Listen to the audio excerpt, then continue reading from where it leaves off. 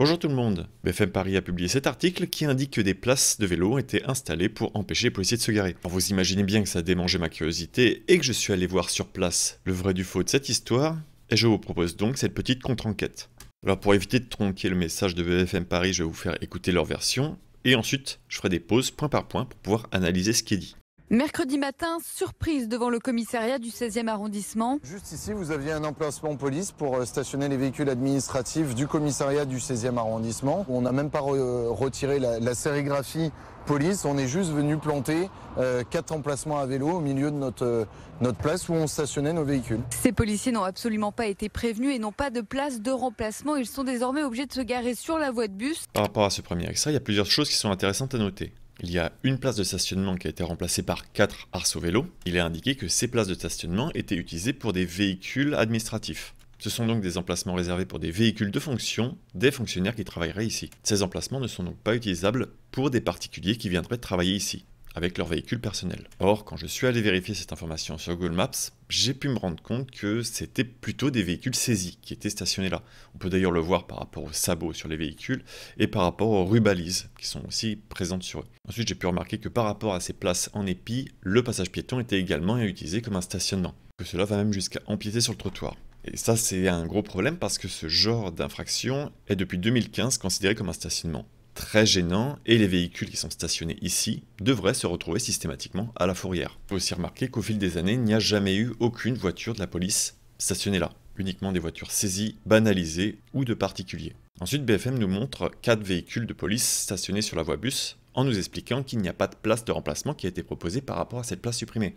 Bon, il n'y a qu'une seule place qui a été supprimée, pas 4, alors pourquoi 4 véhicules se retrouvent là ? Les images de BFM étant tronquées, on ne voit malheureusement pas les places qui sont disponibles de l'autre côté de l'arceau vélo, ici même, et ne prend non plus pas le temps de montrer ces places qui étaient face à cette voie de bus. Places qui étaient en grande partie utilisées par des véhicules saisis.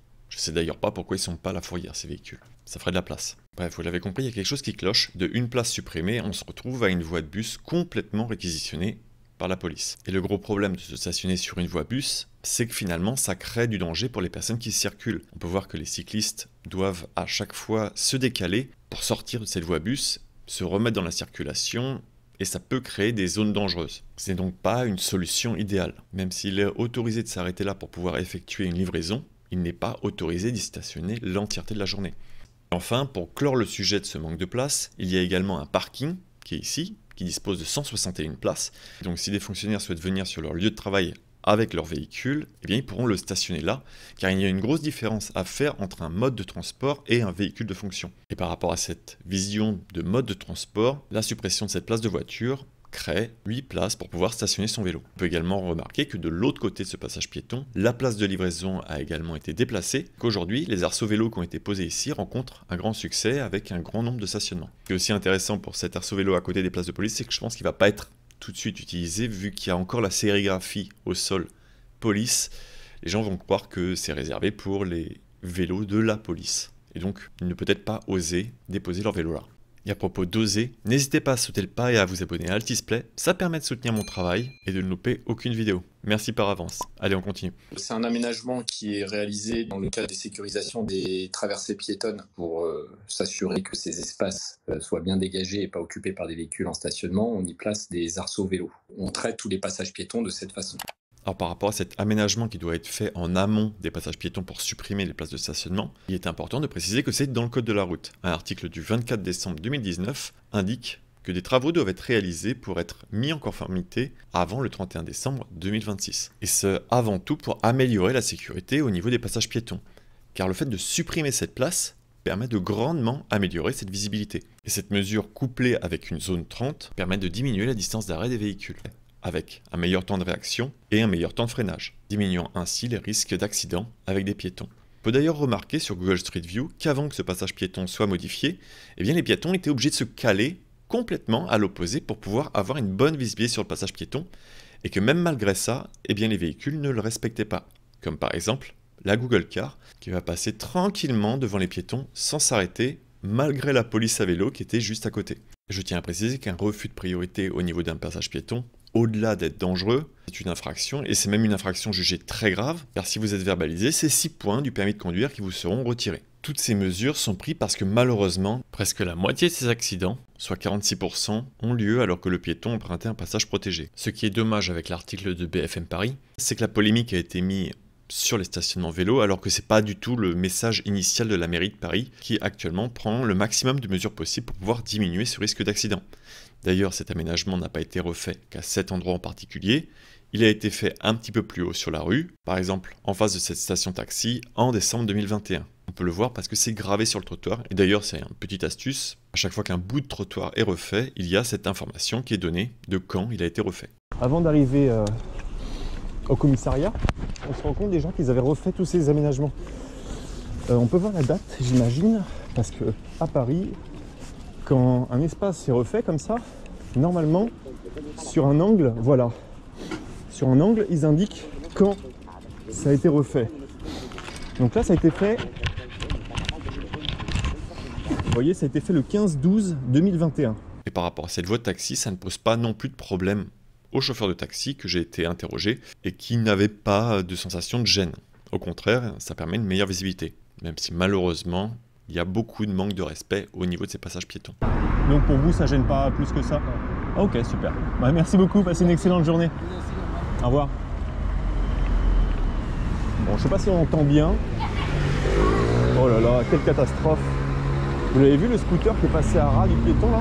Bon, et justement par rapport à ce non-respect des piétons, on revient à la dernière pause que j'avais fait sur BFM, parce qu'on voit effectivement que l'arceau vélo est également installé en aval du passage piéton, et c'est pour protéger le stationnement des véhicules, pour éviter qu'ils viennent empiéter sur le passage piéton, parce que c'était le cas avant, on peut d'ailleurs le voir sur Google Maps. Et autre chose, malheureusement ici, la voiture rouge est en infraction en refusant de laisser passer les piétons. Ils étaient déjà engagés.